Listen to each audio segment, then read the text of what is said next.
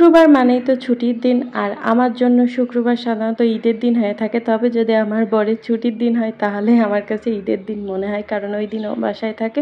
খুব সুন্দর সময় পার করি আমরা। তো চলেন দেখে নেওয়া যাক যে এই শুক্রবারে আমরা কিভাবে সময়টা কাটিয়েছি। আসসালামু আলাইকুম। সকালে ঘুম থেকে উঠে খাওয়া দাওয়া করছিলাম, একটু দেরি করেই ঘুম থেকে ওঠা হয়, যেহেতু ওই দিন আমার বরের ছুটির দিন থাকে। ও ছুটির দিন পেলেই আমরা একটু ঘুম থেকে দেরি করেই উঠি। সকালবেলা উঠে নামাজ কালাম পরে ঘুমাই গিয়েছিলাম, তারপরে উঠে খাওয়া দাওয়া করছি। আর আজকে হচ্ছে রান্না বান্না করতেছি বিরিয়ানি। আমার না বিরিয়ানি বেশ কয়েকদিন ধরে খেতে ইচ্ছা করতেছিল, তবে বাসায় বানানোটা খেতে ইচ্ছা করতেছিল। খুবই কম মশলা দিয়ে সিম্পলভাবে বিরিয়ানি রান্না খেতে ইচ্ছা করতেছিল। তো ওকে আমি বলছিলাম যেদিন তোমার ছুটি থাকবে সেদিন আমি রান্না করতে যাচ্ছি।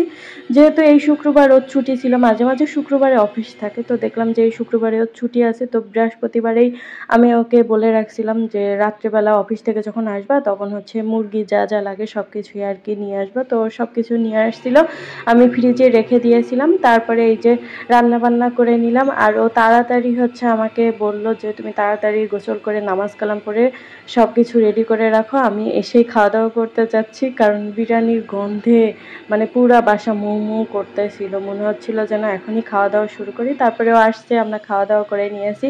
আর বিকালবেলা আমি না ঘুমায় একটু হাতে মেহেদি দিয়েছিলাম, আমার খুব মেহেদি পড়তে ইচ্ছা করতেছিল তাই আর কি। তারপরে সন্ধ্যাবেলার দিকে আমার বর একটু বাইরে গিয়েছিল, আবার আমাকে ফোন দিয়ে ডাকলো, বলল যে নিচে আসো, আমরা হচ্ছে একটু শাক তুলে। আসলে ওই শাকটাকে একটু বেশি পছন্দ করে। আর এই সব শাক কিন্তু বেশি খেতে মজার হয়, যেহেতু এখানে কোনো হচ্ছে সার টার দেওয়া থাকে না, ন্যাচারাল, তো খেতে সেই মজার হয়। তো এখানে ওই শাক খুঁড়তেছিল আর আমি এখানে বাতাসের ভিতরে দাঁড়িয়েছিলাম। একদিক থেকে বেশ ভালোই হলো, ও যখন বাসায় থাকে আমাকে না টেনে টেনে বাইরে নিয়ে আসে, মোটে না হলেও এই বাসার পাশের এই মাঠের এখানে নিয়ে আসে। আমরা দুজনে বসে বসে একটু গল্প করি, যেহেতু আমি সবসময় রুমের ভিতরে থাকি।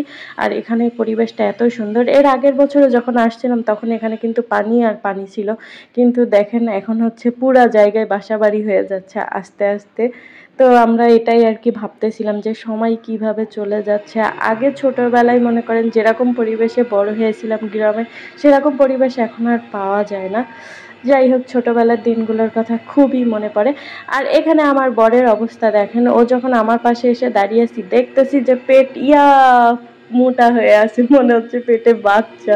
তো আমি বলতেছিলাম তোমার পেট এরকম ফোলা ফোলা লাগতেছে কেন? বলতেছে যে আমার পেটের ভিতরে খাজানা আছে।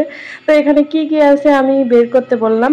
যেহেতু ওর নিচে এসে দোকানে গিয়েছিল, ওখান থেকে বিস্কিট নিয়ে আসছে, তারপরে হচ্ছে ফোন ছিল, এই জন্য অনেক হচ্ছে মোটা দেখা যাচ্ছিল।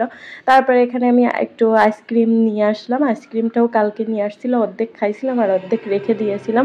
আইসক্রিম মাঝে মধ্যে খাওয়া হয়, কিন্তু এরকম বড় বক্সেরটা নিয়ে আসা হয় না, ছোটটাই নিয়ে আসা হয়, কারণ আমার বর খুব একটা খায় না। কিন্তু এই বক্সটা নাকি ওর খুবই পছন্দ হয়েছিল, তাইতে হচ্ছে পুরো বক্সটা আর কি নিয়ে আসছে। আর আমরা ওখান থেকে এসে নামাজ কালাম পরে একটু আইসক্রিম খেয়েছি, তো এত ভালো লাগতেছিল। গরমের ভিতরে তো এইসব খেতে ভালো লাগে। অবশ্য আমার সব সময় ঠান্ডাটা ভালোই লাগে, আমি যদি শীতকালেও থাকে না কেন শীতকালেও আমার আইসক্রিম খেতে ভালো লাগে। তারপরে রাত্রেবেলা আর কি খাওয়া দাওয়া করবো, রাত্রেবেলায় যে বিরিয়ানিটাই খাইছিলাম, তবে একটু ভাজা ভাজা করে খেতে সেই মজা লাগছে।